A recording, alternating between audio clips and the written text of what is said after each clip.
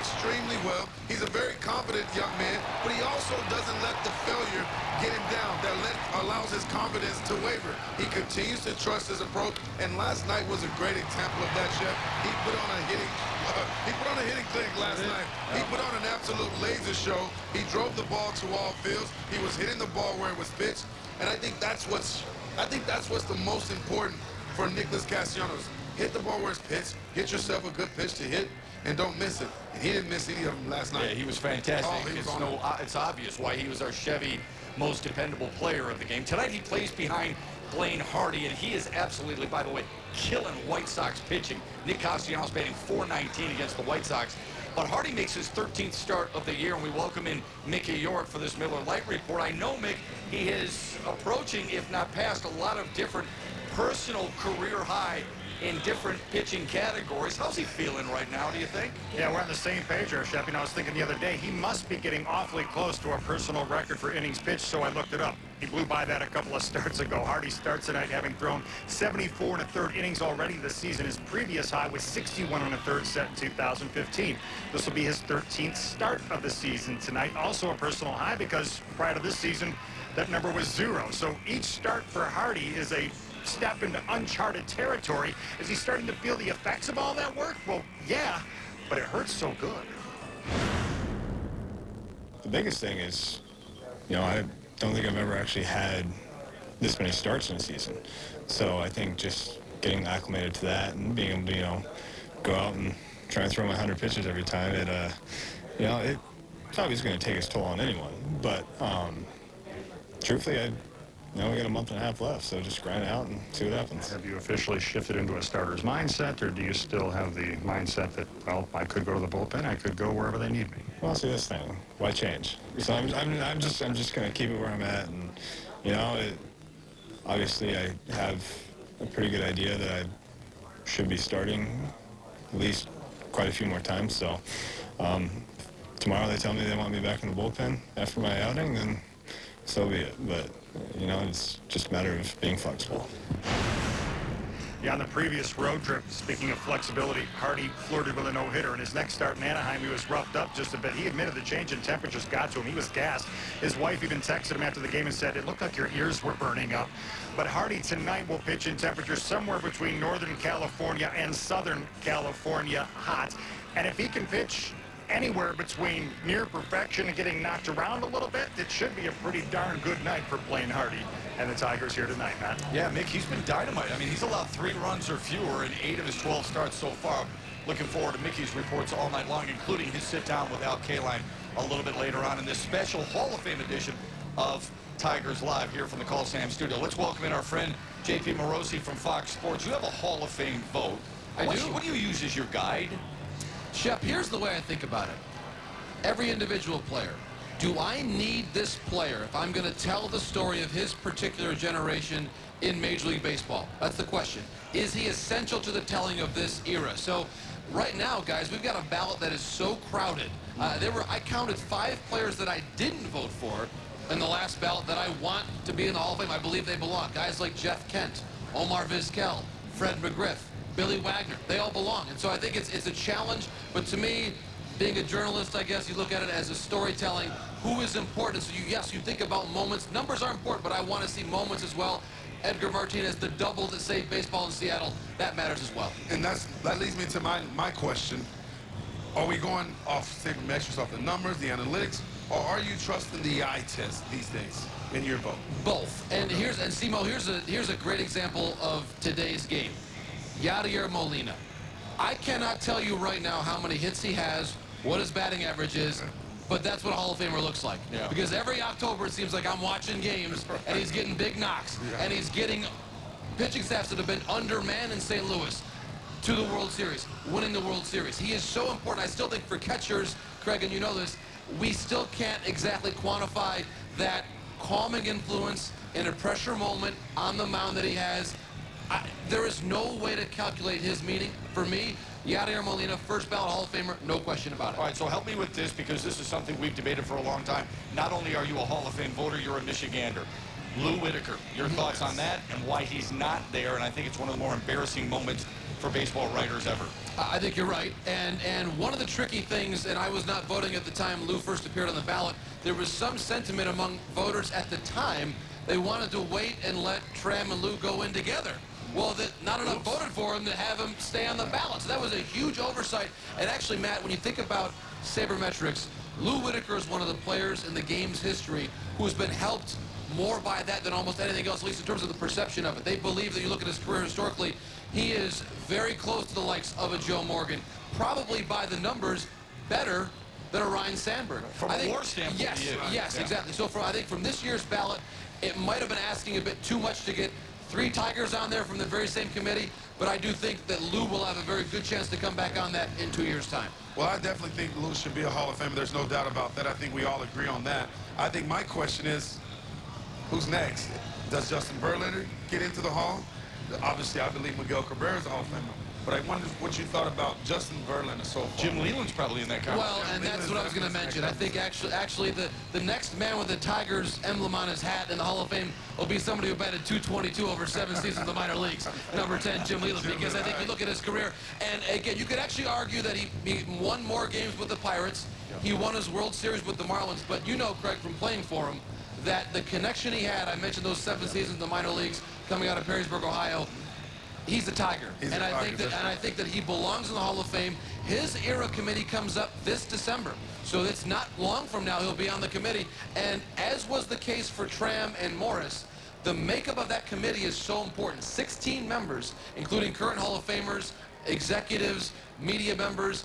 The makeup of that group is very important. I think Jim Leland, as we know, has a lot of respect in the game for him. Sure. He just won a gold medal for Team USA at the World Baseball Classic.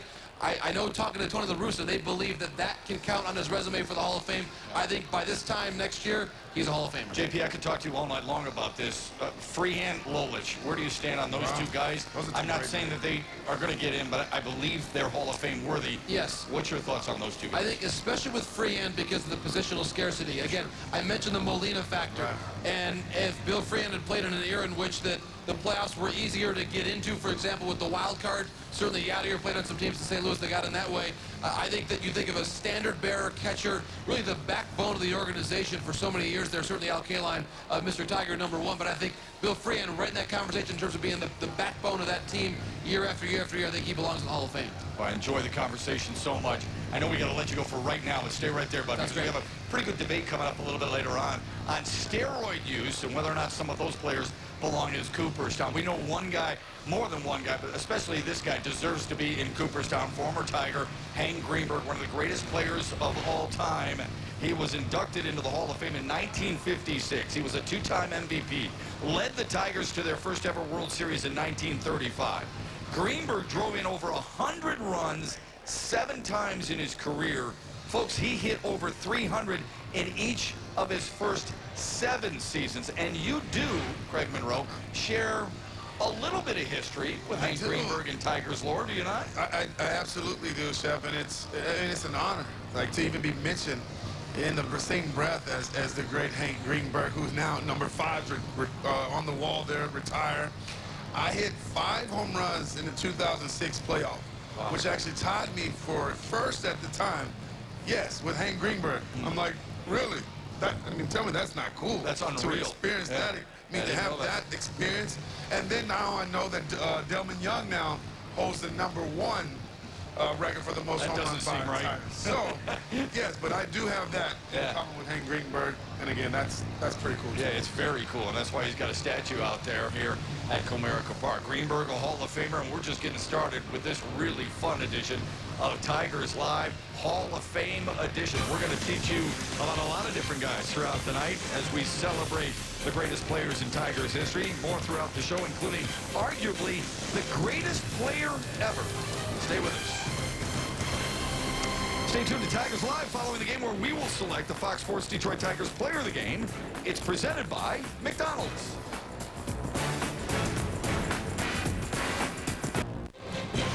Tigers Live is brought to you by Miller Lite, official domestic beer of the Detroit Tigers. And by ZottoAuto.com, home of Chrysler, Jeep, Dodge, Ram, Ford, Toyota, and Scion. Right there, perhaps the greatest Tiger ever. Tiger Icon. He received more Hall of Fame votes than Babe Ruth as a member of the original class in the Hall of Fame. His 98.2% vote was the highest in history until Tom Seaver broke that record in 1992. Cobb holds the highest lifetime batting average, hit over 403 times, and won the batting title 12 of 14 years. That is something else. Welcome back. I'm joined by Ora Hirsch-Peskovich, 30 years in the medical field, and she is the president of Oakland University. It's Oakland University tonight. Really good-looking caps right here, and you got the Oakland Grizzly on the side. Thanks for joining us. I'm just President. thrilled to be here. What do you enjoy most about a night like this, where you get a chance to showcase your school and, more importantly, your school pride? Well, first of all, we love baseball, and we love the relationship that we have with this team. And, of course, you know that Al Kaline is our baseball coach. Al Kaline Jr., of course, Sure. the grandson of the Al Kaline. Right. So we just love being here with all of you. And we love the partnership that we have with the team. And we appreciate so much being here tonight with you on Fox. I was just on your campus the other day, as a matter of fact, Monday morning, playing in a golf outing there, Eddie Murray's golf outing, the former Lion. What do you got going on there? There seems like there was a lot of buzz taking place at your school campus. Well, Oakland University, we think, is the university of choice for students, for faculty, for staff, and of course for our partners in the community. And really, we think we're on fire. So I'll just give you a few examples of some of the great Good. things that are happening. Yeah. We're going to open a brand new dorm for our students just on September 2nd as school opens. It's a 750-bed dorm. It's going to be absolutely spectacular. We're going to have an amazing food court with 8 different food stations with international food from all over the world. We're going to have an amazing facility there for exercise and all kinds of great things for students. We're also expanding the Oakland Center, which is our student union. It's also for our alumni and for the community at large. This is going to be really terrific. We're expanding student facilities as well. Our Honors College has a record year this year as Wow, well. that's great. You're in the medical field for over 30 years and now a school president, and you've got a good medical program there, too, that is, I wouldn't call it in its infancy, hasn't been around very long. No. How impressed have you been with the way you've gained traction in that field? Well, let me tell you a little bit about the Oakland University William Beaumont School of Medicine. We just had the white coat ceremony for our 8th entering class. And this class is really extraordinary. We had 8,500 applications Wow. for 125 slots for that medical school. It's really competitive. I'm not sure that I would have been accepted to OUWB today, a very competitive school. Well, there's And nothing we're wrong with a little humility, but I'm sure you would have. I'm sure Well, you I don't would. know. We're turning out amazing doctors, and I'm really proud of them. Well, you should be. It's going to be a great night for your school to showcase its school pride, its colors. Thanks for stopping by. We appreciate it. Continued success to you and the Grizzlies. Thank you so much. We're thrilled to be here. Absolutely. It's great to have them here, and we love those caps as well. The Tigers conclude their series with Chicago White Sox tomorrow at 1:10. Enjoy great savings with a weekday value pack. 4 tickets, 4 hot dogs, 4 chips, and 4 sodas for as little as $20 per person. For tickets, go to tigers.com/value. All right, there remain strong opinions on players up for Hall of Fame consideration who come from the steroid era. John Paul Morosi rejoins the conversation to state his beliefs on the controversial topic next on Tigers Live.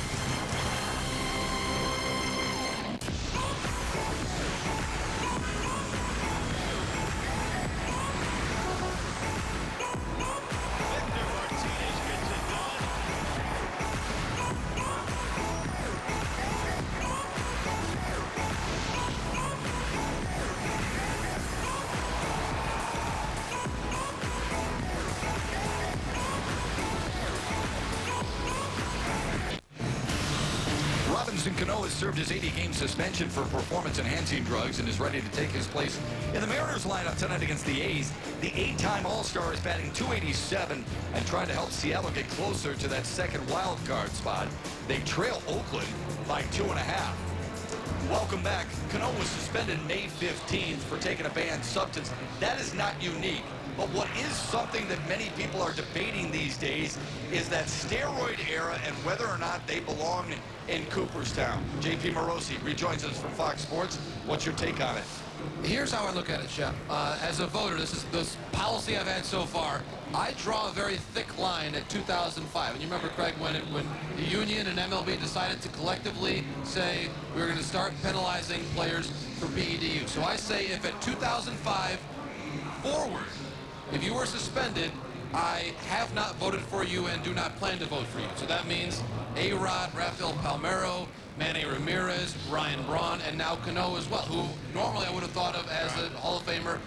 By the standard I've set to this point in time, I do not vote for those players. Now, previous to that, things were murky. We don't know who was using and who was not. I have a real issue with saying, I think these players might have used, but I'm still going to vote for them. And then there were names in the Mitchell report like Bonds and Clemens, and, well, I would regard them differently. No. So for me, I have voted yes for Bonds, yes for Clemens.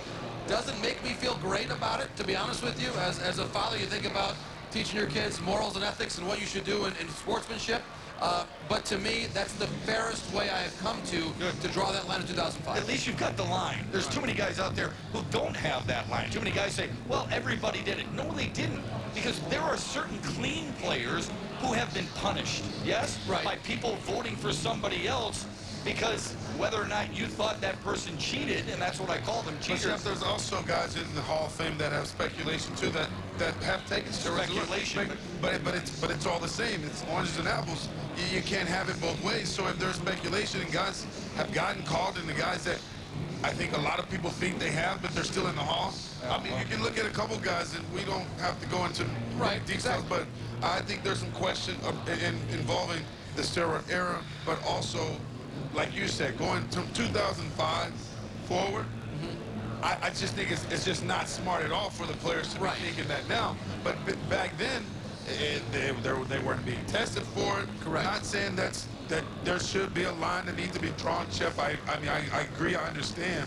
But at the same time, baseball benefited from the steroid era. We talk about Mark McGwire, you talk about Sammy Sosa.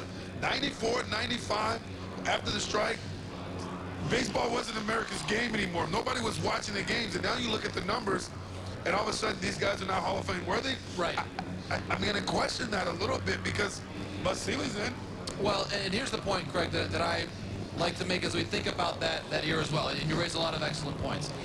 We have to remember that before this testing started, you know, because you were a player at that time, that the players' union, there was a lot of conflict internally. How much testing do we want? Yeah. MLB, there were people with the teams that certainly knew what was going on.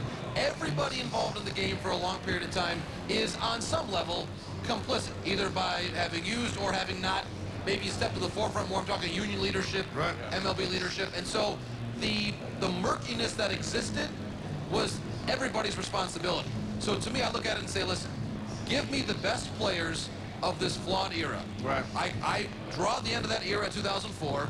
Before then, we don't know. I want to vote for the best players previous to that were never suspended. But since then, once everybody said, okay, Right. party's over, we're going to make sure that we have testing now and hold the game to a higher standard, that's when I start making discernments about who was suspended and who was not. Even Bonds was a Hall of Famer before all the steroid Yeah, but accusations. there's Alex Rodriguez. And that's sort of There's my a reason point he that- took that- it for, I mean, it had to benefit him, otherwise he wouldn't have taken it. You get stronger. Let me There's ask no you doubt this. they're stronger. When It doesn't you- help your hand-eye coordination. When you talk to players, what is their sense on it? When you talk to players you believe to be clean, what's the feedback you get? Well, that's a great question, and I think, Matt, that it's changed over time. And I think you probably, Craig, and even your career, you notice players speaking out more towards the end of their careers, and in recent years, Max Scherzer's been very at the Verlander. forefront. Verlander, very much so. yeah. They want the game clean. The players want the game clean. I think that, to your point, it skews all the numbers. It's hard for us as voters to say, what's right? What do we know is true? that's a moral As compass, journalists, yeah. exactly. So you have your own ethical, moral thoughts, but also as journalists, what are you taught? Stay with what you know. Talk about the information that you can nail down and say, I know this to be factually true. It makes it very hard when you apply a journalistic standard to an ethical decision. It's difficult, but I will say this. There's no group of people that I trust more with the vote than the writers. I think that generally speaking, we usually get it right. And I will also say this, the Veterans Committee and their thoughts on this, Joe Morgan, we know his opinion of it. Yeah. I think that the murkiness there among the way the Veterans Committee feels about things has helped players that they know definitively are clean, such as Jack Morris Alan Trammell. Right. They're clean. The veterans that were up there in the dais this year were excited and thrilled to have two great sportsmen join their company this year. That's well said. Listen, man, I always love our Jeep breakdown visits with you. Thanks a lot, bud. My So it's pleasure. good It was a lot to of fun. visit with you, and it's great to see a Michigander having the success that he has at our big network, Fox Sports. Stay right there. More to come. Everybody's dream individually is not just to win a world championship, but to get to Cooperstown too. That is the ultimate, right, accomplishment in a player's career. It is the definition of greatness, and the Tigers organization has much to brag about. We continue our look at Detroit Tigers Hall of Famers on this special edition of Tigers Live after we roll on after this. Tigers have beaten the White Sox 9 of their last 10 times. They look to keep it rolling with this lineup. Nicholas Castellanos batting third after a career-best 5-for-5 performance last night. Michael Gerber is into the lineup and playing left field. He bats 8th, trying to snap an 0-for-15 streak. And Victor Reyes mops things up at the bottom of the lineup.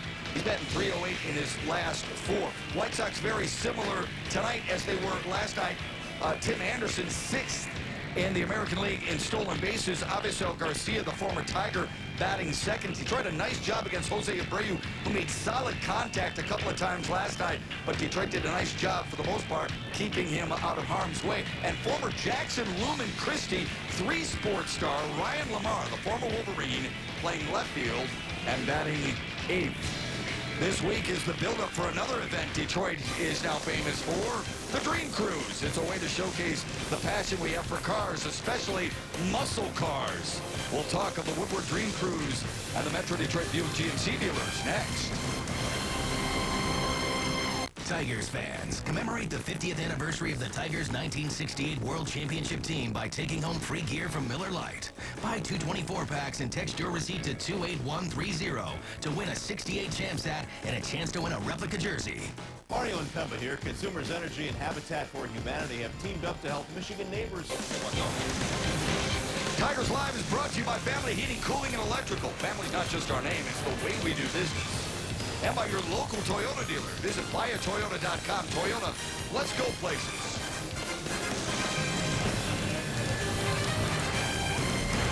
Folks, there are now 7 numbers retired in Detroit Tigers history. Later this month with Alan Trammell's ceremony, there will be 8. Looking forward to that day and more in the future. Tiger great George Kell has his name on that wall, but not his number retired. He actually wore 2 different numbers with the Tigers, number 21 and number 7. He was the best third baseman of the 1940s and 50s, won the batting crown in 1949.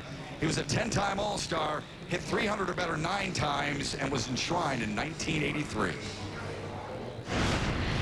I stand here today in awe of this great event. I stand here today in awe of the great players that are behind me, the players that I'm joining, as Jack Brickhouse said, in these hallowed halls. You cannot possibly know the feeling that is inside me. George Kell has taken more from this great game than he would ever be able to put back. And now, today, I know that I am more deeply in debt than ever before. So from the bottom of my heart, I say thank you to all of you. And a great broadcaster, too, broadcasting Tigers games from 1959 to 1996. Let's shift gears from baseball to cars. Welcome in John Cooper on the board of directors for the Metro Detroit GMC dealers. Boy, a big week coming up for you, man. I live right in that area where people are just going up and down for the Dream Cruise. How much do you look forward to this weekend? It's a big deal for us, for our dealers. And by the way, thank you for having us, Matt. It's great to be here.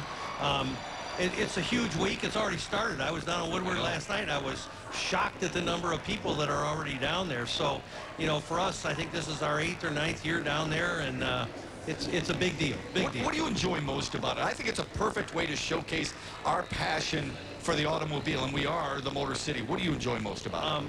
I obviously, like everybody else, I like to visit the past and see the heritage vehicles. Yeah. But I also like to look at the new stuff and think, where do these fit in 20 or 30 years from now? You know, is this something that we'll call a classic down the road? So it's kind of cool to see them both and watch people react to our new stuff.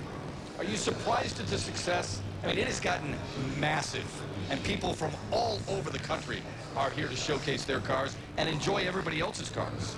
That's true. And, you know, we, over the years that we've been at Nicky D's there on Woodward, we've actually had a lot of Europeans come in to our display and spend time with us. So it's, yeah, it's pretty incredible that, and people look forward to it. I know. People ship their cars in from all over. It's just, yeah, it's really cool. John, congratulations, man. Keep up the great work. Good. Absolutely love it, man. Thank And you. just being able to walk down Woodward and see those old Camaros, those old Trans Ams, you know, the one with a big bird on the hood of the car, the old Corvettes. It's one of my favorite times of the year. If you can, make sure you get out, go down Woodward, Pontiac all the way down to Detroit.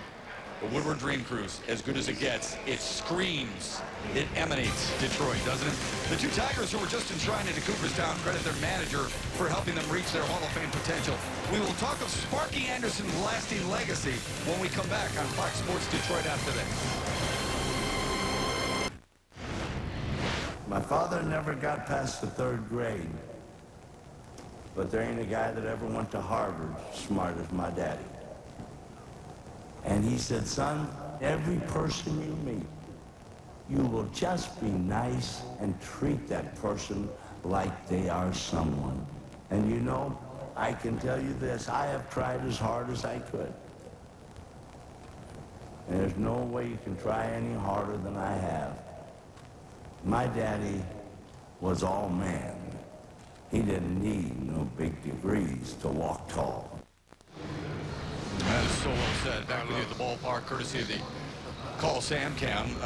George Sparky Anderson, he was something else. We all have major influences in our lives, people who have kind of helped us in our formative years. Mickey York does that. I don't say that lightly. He does that with a lot of kids who are trying to get into broadcasting, both at the high school level and at the collegiate level, and he makes a massive impact with the New Day Foundation charity. Sparky Anderson was that type of guy to Jack Morris, Alan Trammell, and the rest of the 1984 team. Mickey, what do we know about the influence he had specifically on the recent Hall of Famers?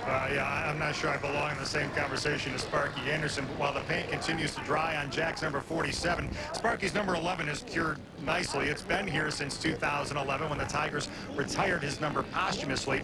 And upon their recent induction in Cooperstown, Jack and Tram reflected back to the day they were there for Sparky's Hall of Fame induction in July of 2000, and neither at the time could have imagined getting back to Cooperstown on their own accord. Not really. I wasn't, you know, at that point I was still playing, so I didn't think about that. But you know, he reminded me a lot that I'd be here someday. I can tell you that. He told me that a lot of times, and I think that was just his way of getting me through some tough times. Honestly, I was just so happy to be a part of that.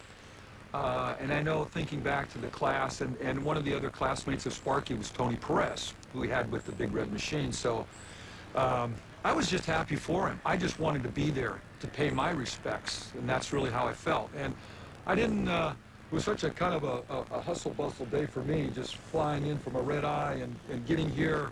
I got here about 7:30 in the morning after taking a red-eye and was able to meet Sparky for breakfast, and just got a chance to be with him for a short period of time. It was pretty hectic, as I'm finding out. And I just sat in the back and watched it, and then got out of there and got a flight out. But I really didn't, I didn't think about myself. It was all for Sparky, and I was just glad to be there. Sparky's presence still looms heavily over Comerica Park, and it was felt heavily here this weekend with so many of the 84 Tigers back in town. You couldn't have a conversation with the guys without a Sparky story coming out. Still the winningest manager in Tigers history, but made an even greater influence on the men he managed. Yeah, Mick, love what they learned and how they applied it. Thanks very much. You played for, against, and with Hall of Famers. What's the common denominator for all of them? What's about their DNA? For me, obviously, they compete at an all-time high level, but it's their baseball IQ. There's a game within a game that is being played that at times the fans don't know anything about. But these Hall of Fame players that we speak of, the managers, they're so in tune with all these small nuances of the game that separates themselves to make them great. Great answer. Love it. Let's get ready to rumble, shall we? I mean, I love this guy, but I definitely want to beat him every single night on Ram Pick the Stick and vice versa. Yeah, that's right. The game is next, and someone will try and humble me after my runaway victory last night. I sure won't get the chance to take Nick Castellanos. I'll guarantee you that. But who will take the Tigers right fielder? We find out next.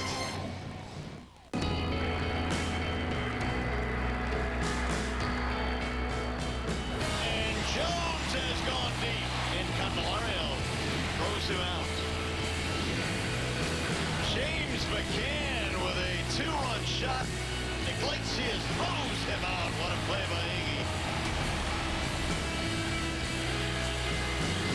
The Tigers win game 2 of the series. Oh, my God. Should be fun. Let's play Ram Pick the Stick. I think you know the rules. Each member of our broadcast crew selects the Tiger hitter we feel will have the best day at the plate. For every single our player gets, we get a point. A double is worth 2 points. A triple, 3, and 4 points for a homer. We also get a point for an RBI, a run scored, a stolen base, a walk, or a sacrifice bunt.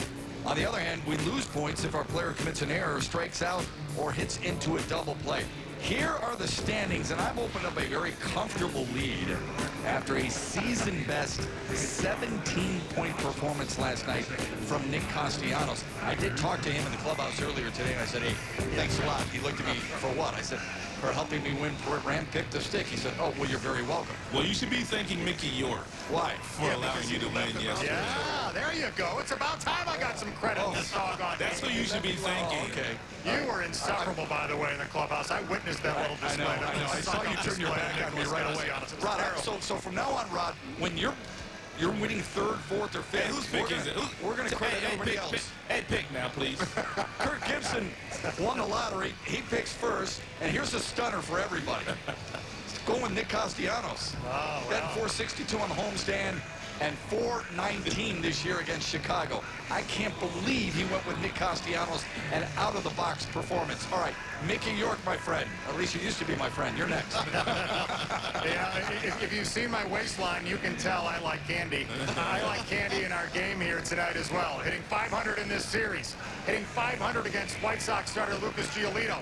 And Ron Gardenhire said he is excited about Candy at the plate again. That is good enough for me, so give me Jamer Candelario. All right, I'm going with Nico Goodrum. I know he's only 3 for 12, but I still feel, in talking with him in the clubhouse earlier today, he was visiting with one Willie Horton. And I feel there's a little bit of magic. There's a little bit of vibe that's going to transfer from old number 23 to Nico Goodrum tonight. How about you, Simo? Who do you got? I'm going with the young fellas, the Rule 5 guy. I'm going with Victor Reyes. Guys, on this particular homestand, he's hitting 300. I like his ability to steal a base, score runs. He's done that quite often here lately. I'm going with Victor Reyes. Super Mario, who you got? Well, he scored a lot of points for me last night. Had 3 hits, threw a couple of guys out. I'm going to go back to the well with James McCann. Had a big night last night. I think he's really starting to get hot now. McCann now 5 for his last 10, so I got the big fella behind the plate tonight. Who you got? Man, that's a tough one today, man. I mean, because I could go Gerber. Yeah. I mean, You could go Victor Martinez. I could go Reyes. Ride or die. You know, I could go Iggy. Iggy? Yep, that's a good one. You're going Victor, aren't you? I got to go back to Victor, man. I mean, he gives me points every day. Tomorrow, Victor will not be my choice. But today, I got to go Victor again. Although I do believe Iggy's going to have a good day today. Back to you, Shep. Anybody surprised at that? No, somebody's surprised. Rod, we're with Victor Martinez. That's just ride or die. You know, Hey, he knows that. but look at the points, man. I mean, I was last. And then I started riding Victor, and I'm second. There's a lot of people going like this aggressively. If people don't know this, Rod has a heart tattoo on his sleeve with Victor's name running through it. That's true. It's somewhere on that body. All right, fellas, have a great call as always. We appreciate it. We want you to play along as well at home, and you can do so via Twitter. All you have to do is vote with the hashtag and the talent's name, and you got a chance to win an opportunity for a Fox Sports Detroit gift pack. And we wish you well. Remember, vote Shep. And if you did last night, you're doing pretty good. All right. We get the privilege to see a Hall of Famer here just about every single day. He is known as Mr. Tiger. We honor the great Al Kaline on Hall of Fame night when we return to the Coliseum studio right after this. Tigers Live is brought to you by Wallside Windows. We can do that. We are the factory. And by Chevrolet, the most awarded and fastest growing brand the last 4 years overall. I was fortunate enough to spend my entire 22 years in a Tiger uniform. I wouldn't have wanted it any other way. Your support helped me to reach whichever accomplishments I was able to achieve. By far, being inducted into the Hall of Fame is the proudest moment in my life. You can be sure that I will make every effort to live up to the obligations associated with this honor. Thank you. Probably one of the greatest perks about this job is to be able to walk around this ballpark and see Hall of Famer Al Kaline. Remember this, just the 10th player ever when he retired and was inducted to be inducted on his first try. 18-time All-Star, 10-time Gold Glove, folks. Al Kaline was the man. Now, he's seen a lot of Hall of Fame ceremonies since he was inducted. Mickey York rejoins us. Does it ever get old for him? Does it still bring up those nostalgia moments for him, Mick? You bet, Shep. It has been 38 years now since Al Kaline was inducted into the Baseball Hall of Fame, but that is the thing about baseball immortality. It lasts far longer than any playing career could. And he made that trip back to Cooperstown for Tramon Jack's induction, and naturally, every time he goes back, it stirs up a lot of memories, including back to the day when he got the call he was going in. When it came, it was just something that I couldn't handle it. I had to call my mom and dad and tell them about it. And so I was very fortunate that when I went into the Hall of Fame, my mother and father and sisters were both alive, all alive, to be at the ceremonies. What was that reaction like, and what were the emotions between all of you as you had that conversation? Well, it was very emotional because baseball was my life. I couldn't do anything else. I mean, had I not played baseball, I'd have been working in the factory next to my dad, because I wasn't a very well-educated person. I was born and raised in the middle of the city. My mom and dad both worked, but they raised me the right way. They gave me every opportunity to play. I wanted to go out and get a job to help so my mother wouldn't have to scrub floors for a living like she did. And she said, no. She says, you go have fun, because when you graduate, you're going to have to work the rest of your life. And she said, no, you just go out and have fun and keep playing baseball.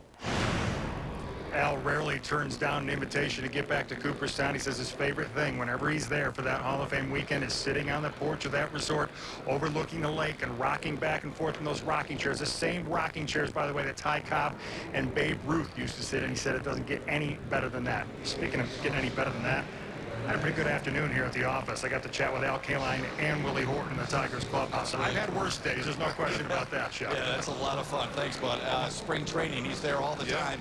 You saw him as well. What did you learn from Al Kaline? Well, there's so many things we could talk about. I think the show would last forever if I tell you about everything that I learned. But the one thing that really resonates with me, that really I hold on to, is first, Shep, having the ability to put on the Tiger uniform that Mr. Kaline got to wear, being part of this organization, and then being able to go in the clubhouse and be able to pick his brain with Willie Horton and also me and talking with Kaline. But what I take away from my time with him is the way he treated people. Here's a Hall of Famer, the greatest Tiger of all time, Mr. Tiger, and he treated everybody every time I was around, he treated everybody with the utmost respect. Yeah. Well then, come on, man. You know what, we see this in the Red Wings locker room a lot. We see Ted Lindsay, we used to see Gordie Howe. How important is that for players to see past organization greats like Willie Horton and Al Kaline? Well, as athletes, a lot of times you get a bad rep. You know, you're not likable at times because of the way you treat fans and people that come to the games. But to watch Al Kaline, again, one of the greatest players to ever play this game, the greatest Tiger, treat people with the utmost respect. It has to resonate with you. I hope so. As a player. Sure. If it doesn't, then shame on you. And so again, if a Hall of Famer can do it, there's no reason why you shouldn't lend out your open arms and respect people as if they were the important people as well. And now a chance to see Alan Trammell on a regular basis. And of course, a lot of these guys come up to Simo and Rod and Gibby when they're working with us and picking their brain about a lot of things about Detroit and the game of baseball. Well, shortly from now on, we will see the Tigers and the White Sox square off Game 2 of this 3-game series. Detroit has won 5 straight this year against Chicago and 9 of 10 overall against the White Sox. How do they keep it rolling? We'll soon find out when we come back to the Coliseum studio after this. You know, the life and times of Ernie Harwell could be capsuled, I think, in 2 famous quotations. One from a left-handed New York Yankee pitcher, and the other one from a right-handed English poet. The Yankee pitcher Lefty Gomez once said, "I'd rather be lucky than good." And the poet Alfred Lord Tennyson once wrote in his epic poem Ulysses, "I am a part of all that I have met. Well, I know that I'm a lot luckier than I'm good. Tongue-tied kid from Georgia, growing up to be an announcer and praising the Lord for showing him the way to Cooperstown. This is a game for America.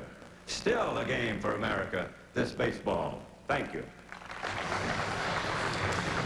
Greatest storyteller I've ever met. What an honor it was to work with the late, great Ernie Harwell. You were around him a little bit, too. Don't tell me he didn't rub off on you a little bit, too. Same thing. I mean, just being around here in the city of Detroit and getting a chance to play with, I've met some of the greatest people I've ever met in my life, guys. And I'm telling you, it resonates with me of how they treat people. Like the flight attendants, the way they treat the clubhouse attendant, the grounds crew. Like, I mean, I'm serious. Yeah. It's well, you fit incredible. right in because you're a Midwest kind of guy. All right, we get Blaine Hardy making his 13th start tonight. What do you need to see from him against the White Sox? He's going to have to pound the strike zone with good quality strikes. He struggled with his command his last outing. He took the loss in Anaheim. I'm hoping that he's looking to bounce back. And I know he's made some adjustments. Let's hope the adjustments works out for him. If you could carry over one thing from Detroit's offensive approach last night to tonight, what would it be? It would be the patience that they showed in the batter's box. I really thought they made Lopez work last night. Giolito, they'll have to do the same. He can be overpowered with a really hard fastball at 98, 99. Let's hope they get good pitches to hit Chef, and they don't miss him. Giolito 4-4 with a 4.5 ERA on the road. Stay with us all night long. Tigers and White Sox right around the corner. Thanks for joining us from the Call Sam studio. The game is next. It's about a 12:30 start time for the ceremony honoring Alan Trammell and retiring his number 3 for all time. And we'll carry it for you here on Fox Sports Detroit. And lots of folks will be here in attendance to see it live for themselves. Well, he was more of a basketball player than a baseball player back in the day when he was a kid. But Alan Trammell has said that baseball was always his first love. And he was in a class in high school in suburban San Diego when a teacher came and passed him a note saying that he had been selected in the second round by the Detroit Tigers. By the end of the next season, he was in their starting lineup in the second game of a doubleheader at Fenway Park, and a Hall of Fame career was underway. Of course, the best days were in the mid-'80s. With all that success as a player and within a very special team. And you look back into '83, and we came in second. We were close. We were close. No one understands. They all think I'm a lucky man. And I was there, and I have a hard time believing, 35-5. I mean, that's incredible. And we were confident. Again, we had the great start. We were in first place the whole year. In our minds, it was our year, and we weren't going to be beat. We have an opportunity to play in front of thousands of fans each day who love baseball just as much as we did. And it's nothing better than winning for your fans, because that's really why you're there.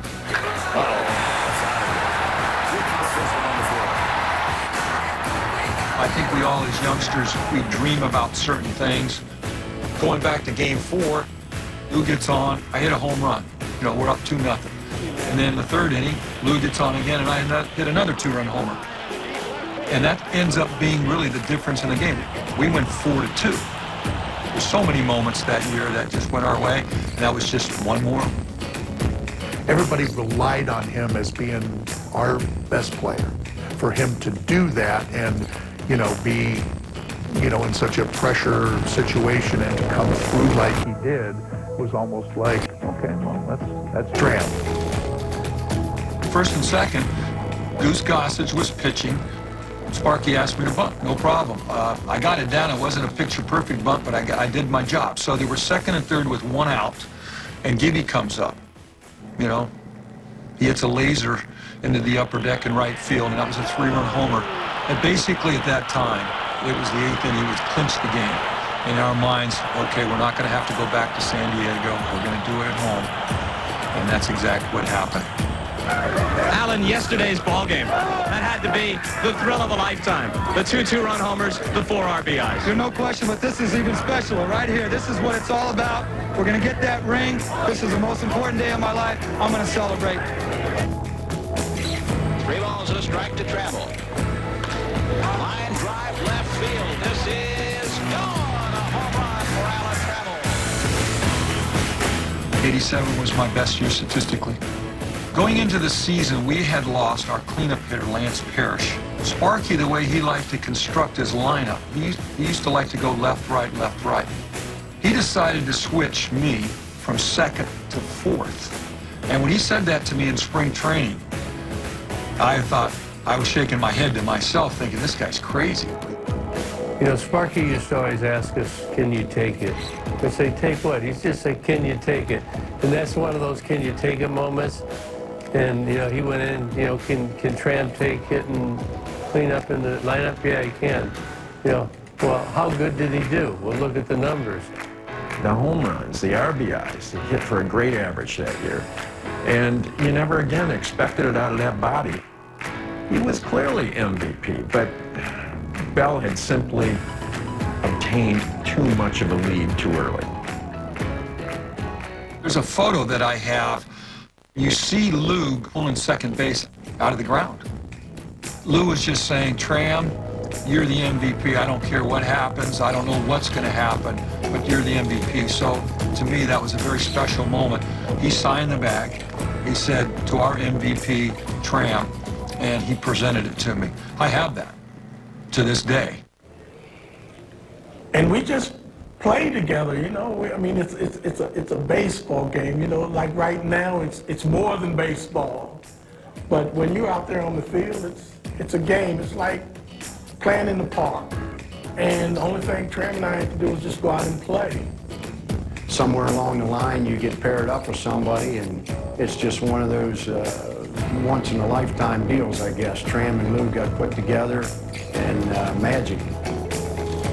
There was a couple of opportunities, and Lou and I actually got to a point, I don't know exactly what year, we both talked about this, about, you know, we've played together, we played with one organization our whole time. It would be nice if we could continue, if we could both look at the back of our baseball card when it's all said and done, and see one team. And, you know, lo and behold, it happened.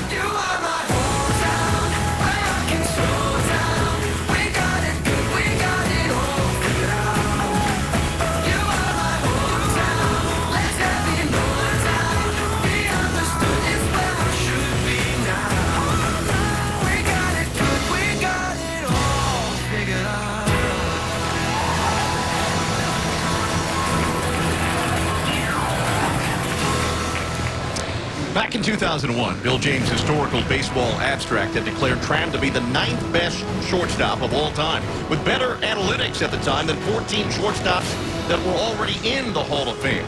17 years later, he arrived there, eventually. And oh, he was a Chevrolet most dependable player. 20 years as a Tiger, 6 times an All-Star, with the 4 Gold Gloves, and the World Series MVP, and all of Detroit is about to say thank you. Back to the Call Sam studio as we continue to celebrate number 3 on a Sunday afternoon downtown.